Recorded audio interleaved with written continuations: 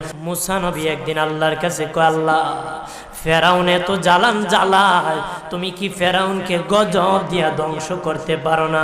আমার আল্লাহ কয়, মুসা আমি ফেরাউনকে 4টা কারণে গজব দেই না। কয় কারণে? ফেরাউনকে 4টা কারণে গজব দেই না। 1 নম্বর কারণ হলো, রে মুসা, সারাদিন ফেরাউন বলে আমি খোদা, আর রাত যখন হয়ে যায় জঙ্গলে যায় করলাম আমি জানি তুমি খোদা, আমি খোদা না, কিন্তু আমারে মানুষ খোদা কইলে ভালো লাগে, খোদা কইলে ভালো লাগে। প্রভু তাই তুমি বিরক্ত হইয়া আমার উপর গজব দিও না। আল্লাহ বলে, মুসা রে, ওই ফেরাউনের রাত্রির দুয়ার কারণে আমি আল্লাহ তার উপর গজব দেই না। 2 নম্বর কারণ হলো, আরে মুসা তোমার মুখে দাড়ি, ফেরাউনের মুখে দাড়ি, তোমার বরণের জুব্বা, ফেরাউনের বরণের জুব্বা, তোমার মাথায় পাগড়ি, ফেরাউনের মাথায় পাগড়ি। আমি যদি গজব দিই, জুব্বার বেজ্জতি হবে, পাগড়ির বেজ্জতি হবে, দাড়ির বেজ্জতি হবে। মুসা রে, ওই জুব্বার পাগড়ির ইজ্জত রক্ষার কারণে আমি আল্লাহ ফেরাউনকে গজব দেই না।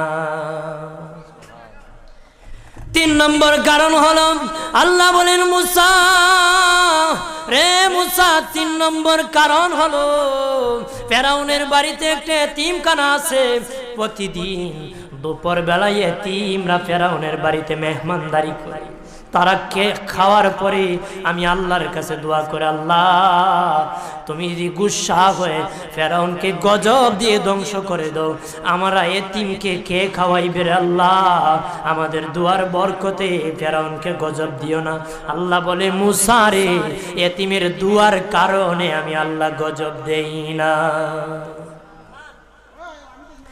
4 নম্বর কারণ, আল্লাহ বলেন, মুসা ফেরাউনের একটা মাছ বিদ্ধ, হাঁটতে পারে না, ফেরাউন নিজ হাতে নিয়ে গোসল করায়, নিজ হাতে মায়ের শরীরে তৈল লাগায় দেয়, নিজ হাতে ফেরাউন খাওয়ায় দেয়। যখন খাওয়ানোর পরে মা বিছানার মধ্যে ঘুমায় যায়, ওই ফেরাউনের মা আমার কাছে 2টা হাত বাড়ায়, আল্লাহ আমার ফেরাউনকে যদি গজব দিয়ে ধ্বংস করে দাও, আমি মায়ের সেবা কে করবে? আল্লাহ বলেন, মুসা রে, ফেরাউনের মায়ের দুয়ার কারণে আমি আল্লাহ গজব দেই না।